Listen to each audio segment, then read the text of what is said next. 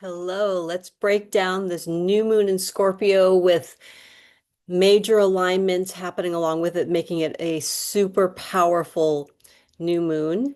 Hi, I'm Chris Seraphin, and I welcome you to New Earth readings. Yeah, please subscribe and share this video if you feel like it is helping you and you know people in your life that you would like to give that gift of clarity and calm and peace. Um, so this new moon in Scorpio is really rare.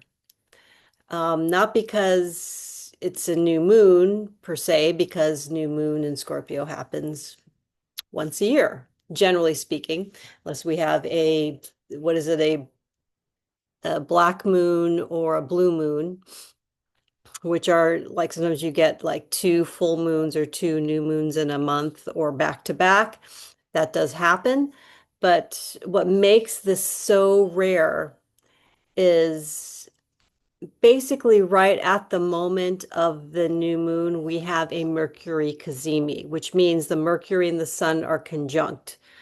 And so Mercury is retrograde in Scorpio with this new moon. So think of a Cazimi as, this alignment is like the sun is melting Venus into itself, and the sun represents sovereignty, kingship, the reigner, the person who is the king, the queen, the sovereign. So when we have any planet that's conjunct the sun, it basically gets super powered. And you could think of it as like a reset in whatever part of your chart that is. So we'll kind of go into that. Now, has there ever been a Mercury Cazimi on a new moon before in Scorpio? Probably. But the really rare aspect of this is the opposition, pretty much almost an exact opposition. I think it might be off by 1 degree to Uranus and Taurus. So this new moon in Scorpio, basically, this is the only time or the last time in our lifetimes where we're going to see that alignment because obviously Uranus moves through the zodiac a lot slower than Mercury, right? Mercury is very fast moving. It's an interpersonal planet, right? Because it's a lot closer to the sun than Uranus is. So anyhow, let's get into this. The other part of this is the formation of a grand water trine. So we have the sun in Scorpio, the new moon in Scorpio. We have, Mercury in Scorpio. We also have Saturn and Neptune in Pisces and Jupiter in Cancer. So that in itself is forming this grand water trine, which again is we do have that aspect to Uranus as well. And Uranus can be, shock and surprise. And then with Mercury here, it could be shocking and surprise communication, something shocking and surprising in the news. Uranus in Taurus, because it's retrograded back from Gemini into Taurus, um, has a lot to do with financial markets. So, we are seeing a lot of volatility going on in the markets. It also has to do with earthquakes and floods. So, or tsunamis, I guess. And it's really interesting thinking about this Grand Water Trine started to form, over the past, probably over the past couple of weeks. It's everything starting to come together closer and closer and tighter and tighter. Um, And I think it's really perfected more as we get closer to December, but it's there, it's formed. There's also a kite and a mystic rectangle. There's a lot of intensity, a lot of different sacred geometry associated with this new moon in Scorpio. So I'm just kind of trying to give you the overview here, but we had a lot of rain as this Grand Water Trine is coming together and forming and forming and forming. And I know we had a hurricane too. It's a Hurricane Melissa like a month ago or something. So as this Grand Water Trine is building more power, it's definitely going to affect weather. And you know, here in California and many other parts of the world, there was a lot of rain and floods. So, um, the blessings of this Grand Water Trine, I think we're going to, again, feel them more as it perfects or moves into perfection in December. So now what we might be feeling is more overwhelm, especially emotionally, a lot of emotions.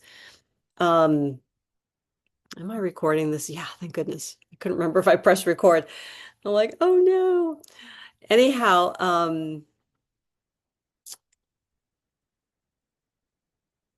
yeah, a lot going on here.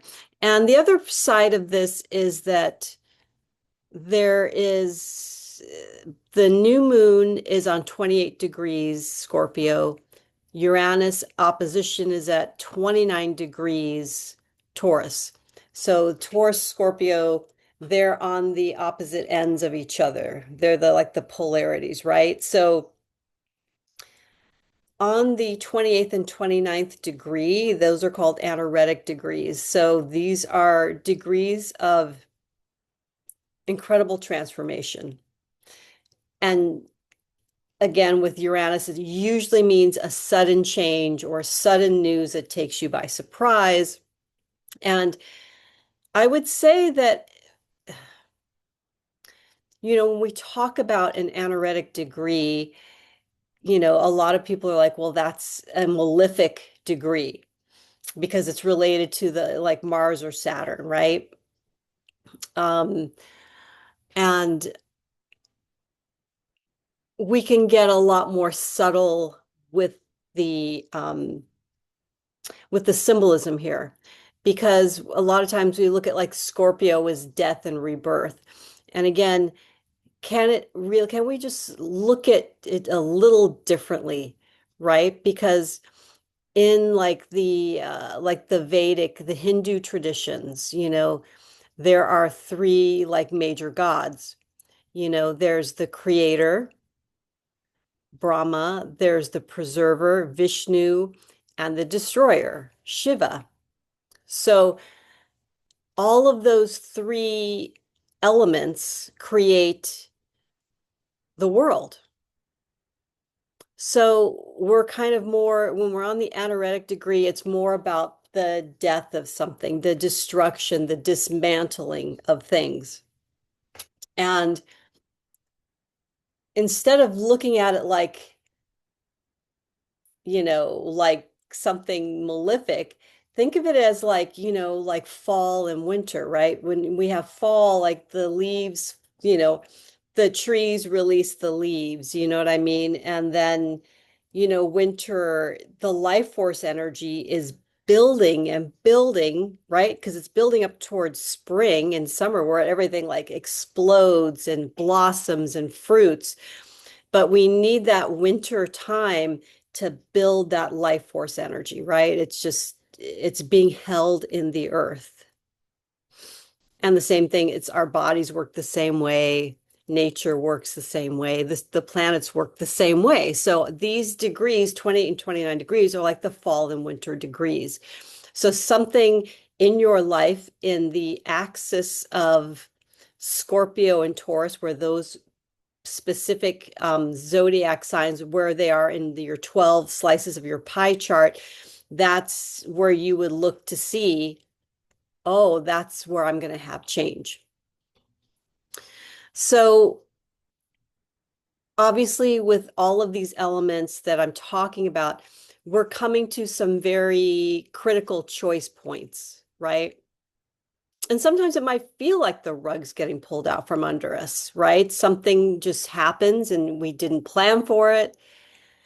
But if we try to look at it as well, maybe that rug is not on the ground anymore, but maybe now it's like a flying carpet. So I can sit on that and take off to my whatever the universe has planned for me that I don't even see yet for myself. What spirit has planned for me, however you are orientated towards that, okay? Um, so I'm just going to give you some quick examples. So Scorpio and Taurus in my chart, I'm a Pisces rising. So you'd have to know your rising sign, and then you could look at the chart, all the different houses, and figure out where Scorpio and Taurus are. And they're going to be directly across from each other. So it's my ninth house and my third house. So Scorpio is my ninth, Taurus is my third, because I'm a Pisces rising. So the ninth house, interestingly enough, is all about some people call it the God house. And it's interesting because the third house, in I think this is more like Hellenistic, very ancient astrology. The ninth house is the God house. The third house opposite is the goddess house, right? So I've got Taurus in my goddess house, which totally makes sense. And also the third house is like communications, writing, travel. And the same with the ninth house. The ninth house just has a bigger frame. Like the third house is where we get maybe more into the details, more into the day to day, whereas the ninth house is the broader strokes, right? So ninth house is also publishing, you know. So maybe like the ninth house is like writing a book, writing a screenplay. And the third house might be writing blogs or writing separate chapters that make up that book or screenplay. So you can kind of look at it as the third house is just a little bit more of the microcosm. The ninth house is the macrocosm, if that kind of helps you. What also is interesting, and I forgot about this, is the third house in Vedic astrology is also an upachaya house. So upachaya is basically like where you're striving for something, right? So maybe in the third house, you're busy writing, you're working on things, you're like, eyes on the prize and, nose to the grindstone. You're on your computer, working on your social media, building up your platform, writing every day to get your book done. The ninth house directly across, that's where you would get the book publishing deal. That would be the accomplishment, the completion, whether you self-publish or, you have an agent and a publisher. It's the ninth house is like the completion phase of what you've been applying yourself for. So that's the upachaya. Also, the third house is also a kama house. So relationships, ideas, the intellect, because it rules air. That's the third house. And it's also, in the natural zodiac, the third house is a Gemini house, right? It's that house of ideas, communication, Mercury, right? Um, okay, so let's talk about the ninth house. So, from the Vedic perspective, the ninth house is called a Trikona house. Yeah, a Trikona house, which means luck, lucky. So, that lucky break that comes through, that sudden, the ninth house, I would say again, the house of God, the house of the guru, because the ninth house is ruled over by Jupiter, the guru planet. The guru dispels the darkness. So this is very, it's a very auspicious house. Okay. Um, and it's also the ninth house is also one of the Dharma houses. So Dharma is all about your purpose and right livelihood. So anyways, so that's how, like when I'm looking at where is this choice, these lessons, where is that? Where are the surprises and the shocks going to come from? Those are the two houses for me where I'm probably going to see this new moon um, take hold. Okay. And yeah, so another interesting part, like I'm going to add this couple more things before I move on to the tarot, and I'm going to pull something, pull a card from the Mayan Oracle as well for us, so we can get again more, just another dimension of what's happening. So for the past like few months, I have been getting messages to write constantly, write, write, write, and then I'm going to pull this card. This is a card from the Ascended Masters Oracle by Doreen Virtue, who it actually is one of the card decks that still has her authorship on it because it's, it was bought quite a while back. And Thoth, right. So literally, I kept pulling the same card, I don't know, 3 or 4 times a week, 4 months. And I'm like, okay, okay, okay. So I made an altar here. So I now see this and I work with Thoth. He is, oh, if you don't know who he is, Thoth is the ibis-headed Egyptian god of communications. He is associated with the planet Mercury. So again, magic, communications, writing. Um, he is a very important messenger of the gods in the Egyptian pantheon.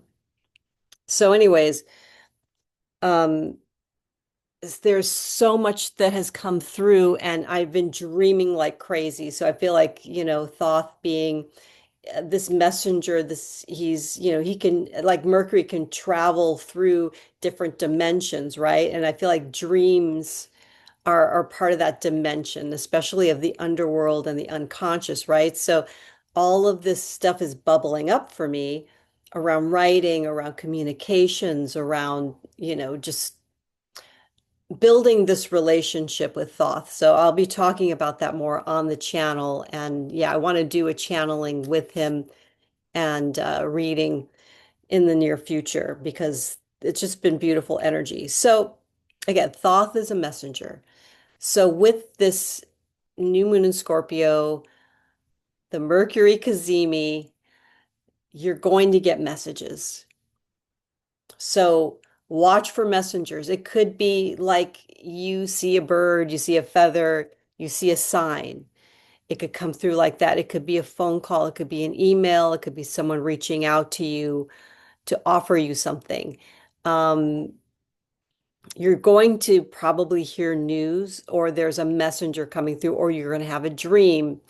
Something from the unconscious bubbles up. And it could be even just like an epiphany that comes to you during a meditation or taking a walk in nature. Whatever it is, just stay open and aware of messengers and communication, okay? All right, so I think so. The new moon, I believe, is exact. It's November 19th today, exact, I think 10:30 p.m. Pacific, something like that. And then, so if you are in the Eastern time zone, it's going to be actually tomorrow at around midnight or 1 a.m. So it's tonight and tomorrow that we're really going to be soaking in these energies.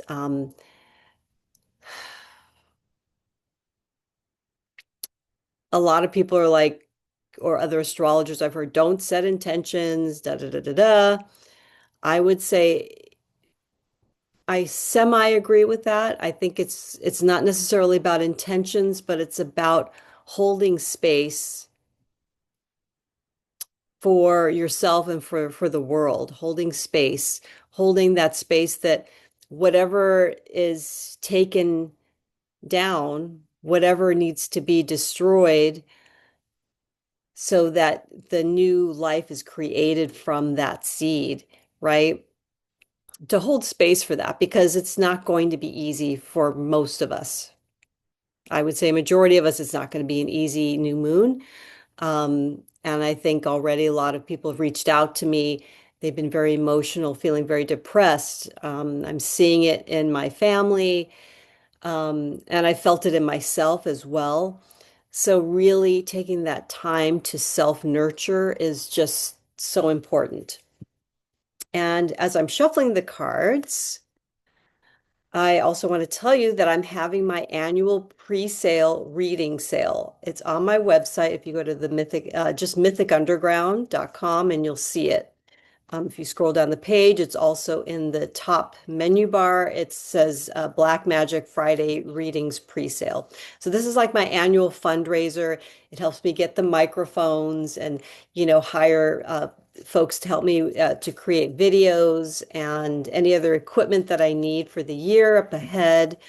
Um, so I have beautiful 50% off on my 2026 Astro Tarot forecast, which is I do these every year. Super popular. They're 50% off.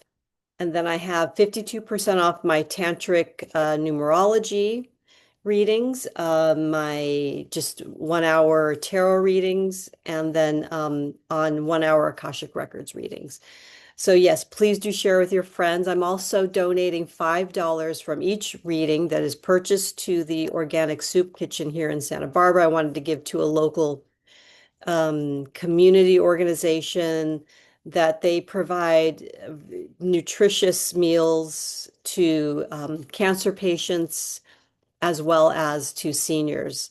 They're doing great work in the community, so I wanted to give some back. So your purchase does help me, get my stuff ready for next year, and then it also will help a beautiful organization here in Santa Barbara. So I'm so grateful for your presence and thank you. Okay, so let's see what our tarot wants to tell us about this new moon in Scorpio, and I'm using the Good Tarot by Colette Baron Reid, a really beautiful deck.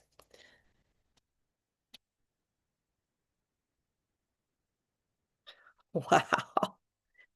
Okay, major energies. So the first card I pulled is the Wheel of Fortune, number 10. So this is all about radiance, change, radiant change. So we're definitely going to see change. We're seeing the end of a cycle, the beginning of a new cycle, the turning of the wheel. Um, I would say that even if things look crappy on the outside, like I said, like the rug gets pulled out from under you, it's actually now you're getting a flying carpet.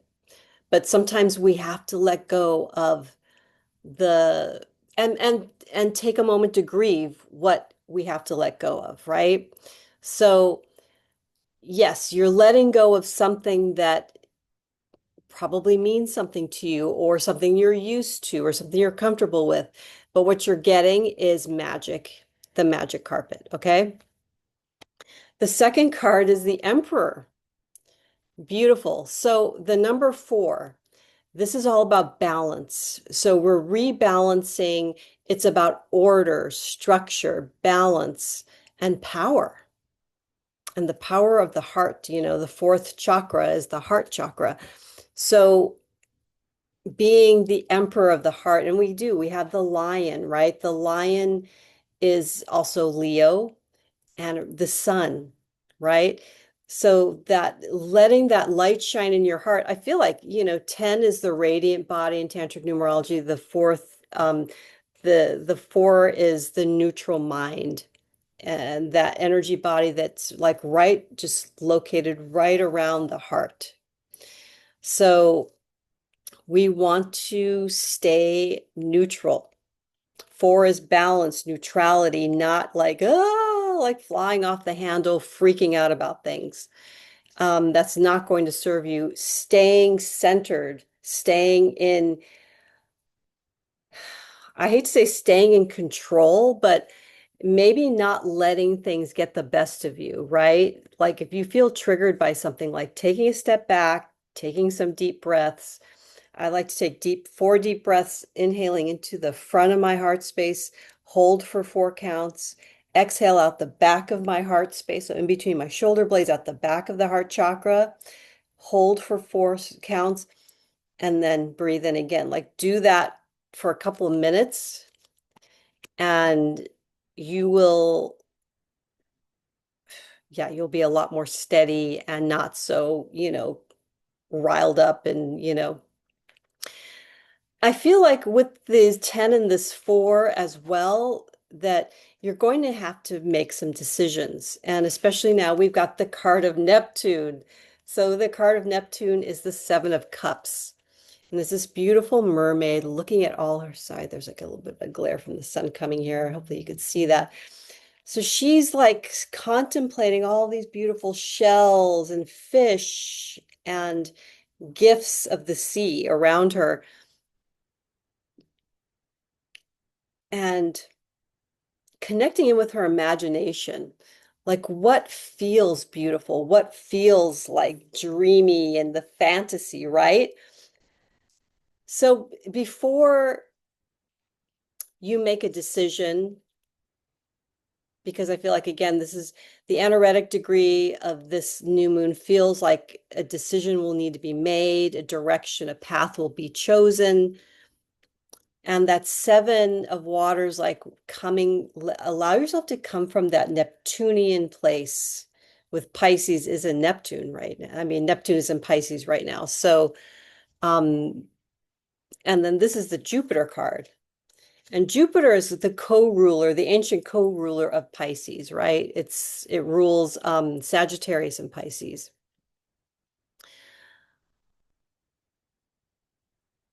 It may not, again, it may not look on the surface that things are so great, but give it 3, 4, 5, 6, 7 days from now, and you will see, wow, this is the key to magic. This is the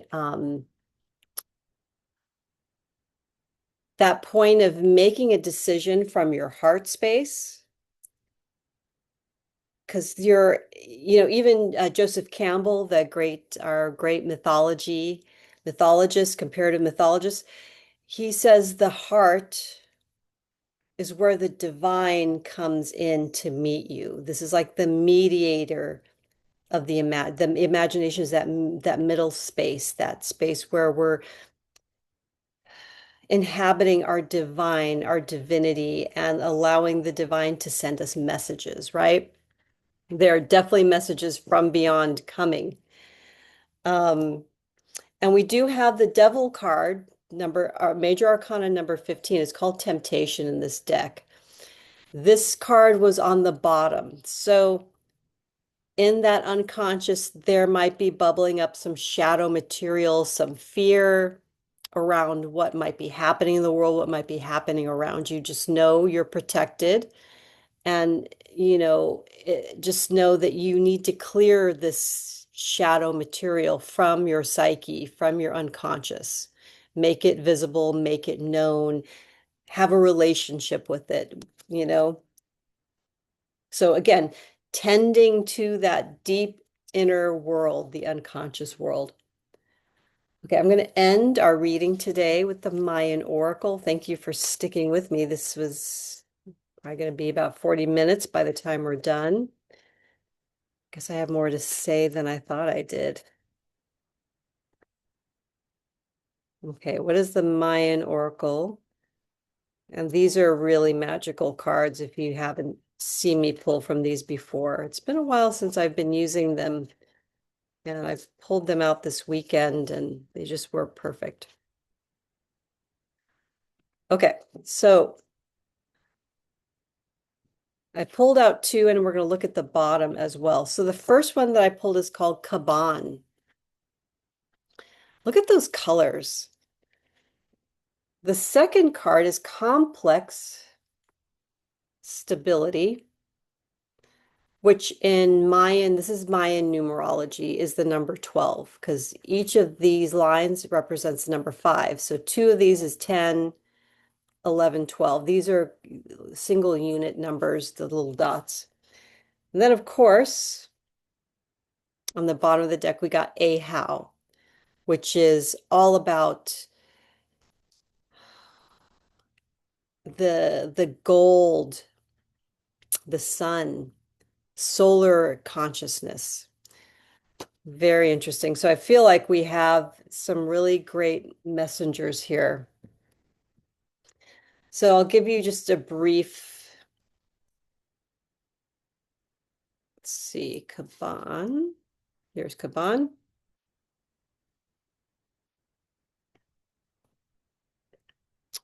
Okay. If you drew Kaban, center your awareness within the core of self. Gifts are being made available to you directly from the earth force. Center yourself in the present moment and you will open the door to all knowledge, times, and abilities. From there, you enter a space that enables you to see and act more clearly. Open the central channel of your being. Be sacramentally rooted where you are now to receive the many gifts of the present moment. Sit in relationship with the energies of the earth as a shaman would sit in a forest. Take time to listen to the information being transmitted through your feet. Interesting. Walk into your life. Find and do what gives you joy. From this place of centeredness, magical happenings spring and synchronicity abounds, helping you to access clues to the cosmic puzzle. Love that. Okay, complex stability. The number 12. So the qualities are stability and expansion, greater constellation, union of polarity, framework of connectedness. 12 is the ray of complex stability, the foundation of self and the foundation of essence in union with the mystical truth of polarity. All things are interwoven in the dance of yin and yang. All parts make up a greater whole. Draw on the wisdom, strength, and stability you derive as a member of the greater council. No matter what your experience, there is a complex stability in the larger pattern that invites you to feel stable as you expand and evolve. So there's that change, that expansion, but also coming from a place of groundedness, which I feel like Kaban really was talking about as well. Stability is a matter of perception. Find where you can openly flow and expand in the midst of seeming complexity. Utilize the relationships created by polarity to explore and expand any self-limiting construct. Open your perceptions. Through you, the mysterious balance of the cosmos is fulfilled. Okay, now let's look at a how.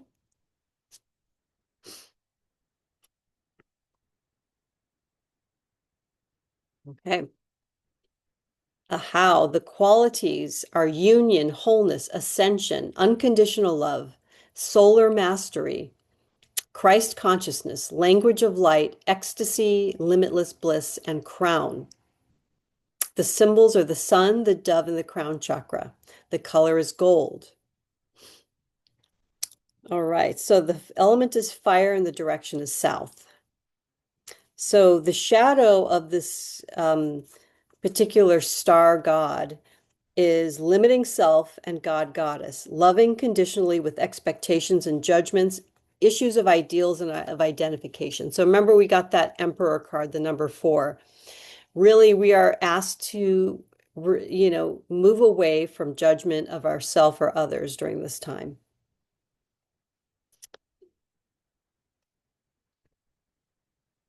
Actually, there's a beautiful poetry. So I'm going to show you, this is the Mayan Oracle Return Path to the Stars by Ariel Spilsbury and Michael Briner. And the illustrator's name is Donna Kitty. So each of these star glyphs from the Mayan tradition have a special, I think, a magical, poetic incantation written for them. So I'm going to read it to you because I think these are really powerful.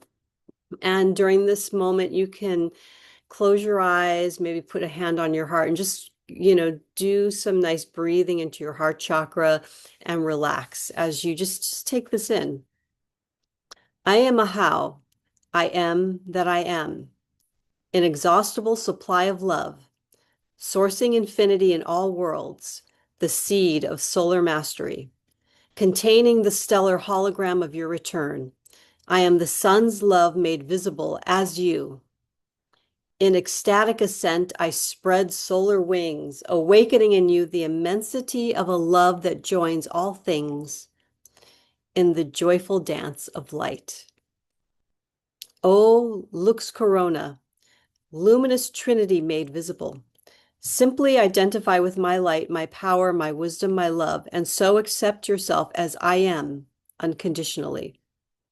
To dance in the light of this great central sun, follow the ecstasy and bliss that I am as you.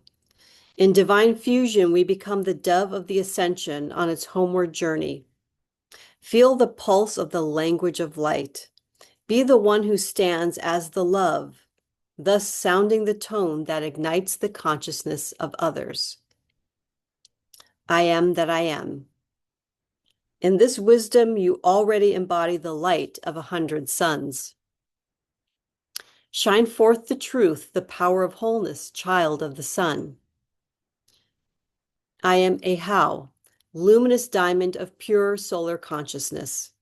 Let each facet of your being be crystal clear, reflecting the joy of love's perfect presence in beauty, joy, and power. I am the effulgent bliss of solar harmony, sweet serenade of the cosmic symphony to its source. I am the taste of love's ambrosial nectar, pouring forth through all of creation as billions of stars forming the radiant body of the cosmic dancer, spinning universes through time and space. I am the revelation of truth, soaring at light speed within the elegant resonance of stillness. I am the garden of the heart's true delight, revealed within the splendor of the solar Lord. I am a how, the golden ecstatic one. I am yourself. There is no other. Whew. Well, I feel like all of these cards, all of these messages have been so potent and beautiful. Again, thank you for being here. Again, I'm Chris Seraphin. This is New Earth Readings here on YouTube. And please share, like, and subscribe. It really helps spread my work in the world. And I thank you. Many blessings. And yeah, let's see what this new moon in Scorpio reveals for each of us. Okay, bye.